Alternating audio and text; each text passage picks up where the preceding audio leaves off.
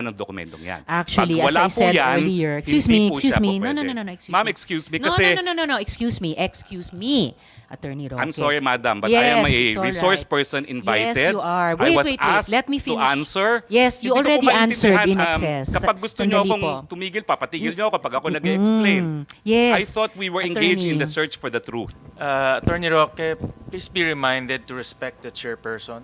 One more, I and apologize. I will cite you in contempt. Mainit ang sagutan ni Senate Committee on Women Chair Senadora Risa Hontiveros at Attorney Harry Roque sa kanyang pagharap sa pagdinig ng Senado tungkol sa mga pogo. Let us be fair because you have been insinuating I am a lawyer for Lucky South. That is why... Excuse me, the chair has not been insinuating anything.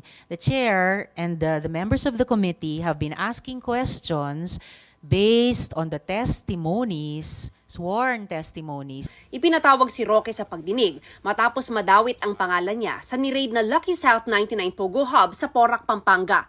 Itinanggi ni Roque na abogado siya ng Lucky South 99. Ang kliyente raw ni Roque, ang Whirlwind Corporation, na may-ari ng lupang kinatitirikan ng Pogo Hub. Tinanong din si Roque tungkol sa paglutang muli ng kanyang pangalan kaugnay ng bahay sa Tuba, Benguet kung saan inaresto ang dalawang dayuhang konektado umano sa Pogo sa Bamban, Tarlac, ang bayan ni suspended Mayor Alice Go. One of those apprehended in the Tuba Benguet home is actually a wanted fugitive in China. The Cambodian passport held by the man is fake. He has already defrauded 100,000 people. Inamin ni Roque na isa siya sa mga may-ari ng kumpanya kung saan nakarehistro ang tinarget na bahay. Tiniran ko po yan nung ako po umalis ng gobyerno. Hindi ko po dinideny that, that is a house that I have an interest in. I have lived in the house.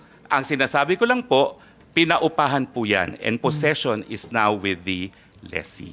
Ayon kay Roque, ang umuupa raw sa bahay ay isang Chinese national na legal na nasa bansa at ang lalaking inaresto ng Bureau of Immigration ay partner ng umuupa. Nais ko po makita talaga kung ano yung ebidensya na yung lalaking yon ay involved sa banban. Dahil kung hindi naman po, talagang meron pong concerted effort na iling ako dito sa mga pogo, na akin namang itinatanggi po. Humarap din sa Senado si Nancy Gamo, ang accountant ni Alice Go. May indicators talaga ng pagiging shell companies lamang. Hindi nagbabayad ng buwis sa BIR, walang operations gaya ng nag-obserbahan ninyo, wala ring empleyado, at walang remittance sa pag-ibig. So, hindi nyo rin po ba naisip yon na medyo problematic? Hindi po, kasi ang concern ko lang naman po yung hanap buhay ko na mag-rehistro, mag-process ng dokumento. So, it's not my obligation to assess or evaluate or whatever. Si Dennis Cunana naman na naging authorized representative ng Lucky South 99 sa Porac at Hong Sheng na nasa Bamban Pogo Hub, sinabing nilakad lang niya ang application ng mga ito sa PAGCOR bilang consultant. Nakausap nyo ba si Alice Guo? She was introduced as the owner of the property at that time. Bukod po sa inyo, sino pang connecting link sa pagitan ng Hong Sheng at Lucky South 99? I suppose magkakakilala ko sila, Your Honors, kasi nasa isang area tapos nagkakakitaan sila. Pero nasan nga ba ngayon si Alice Go? Some sightings in Bulacan. However, Sightings lang. sightings lang po. Kamukha lang niya. However, when the team went to the possible locations of the sightings, ay as of now, malalaman po natin na wala naman pong nahuli. If you cannot arrest her within a month, baka maapekto ng budget ninyo. Noted po. Inihain na ng Solicitor General ang co-warranto petisyon laban kay Go para ipawalang bisa ang proklamasyon sa kanya bilang alkalde. Sa petisyon ng Solicitor General, iisang tao lang daw, sina Alice Leal Go at si Go Waping, batay sa kanilang fingerprints na sinuri ng NBI. Hindi raw Filipino citizen si Go. Batay sa mga dokumento, sina Go Janjong at Lin Wenyi ang mga magulang ni Go Waping. Sina Angelito Go at Amelia Leal Go, inimbentong mga individual lang na nilikha para mapeke ang birth records ni Go Waping. Certified din daw ng Philippine Statistics Authority na walang record ng birth, marriage o death sina Angelito at Amelia. Sa kabila ng peking impormasyon, nag-apply at na-issuehan pa rin ng Philippine passport si Go Waping sa pangalan nila ni Alice Leal Go.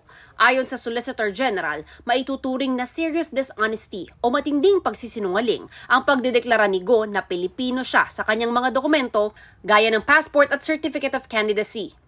Gayon din ang kanyang pagkabigong magbigay ng makatotohanang sagot sa mga pagdinig ng Senado. Sinisika pa ng GMA Integrated News na makuha ang panig ni Go na ayon sa Bureau of Immigration ay nasa Pilipinas pa rin.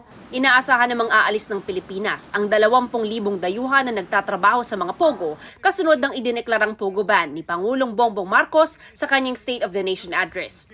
Ayon sa Bureau of Immigration, 75% to 80% ng mga ito mga Chinese national. Para sa GMA Integrated News, Mav Gonzalez ang inyong saksi.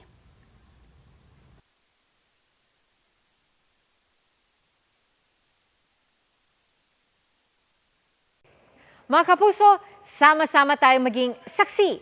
Mag-subscribe sa GMA Integrated News sa YouTube at para sa mga kapuso abroad, samahan niyo kami sa GMA Pinoy TV at sa www.gmanews.tv.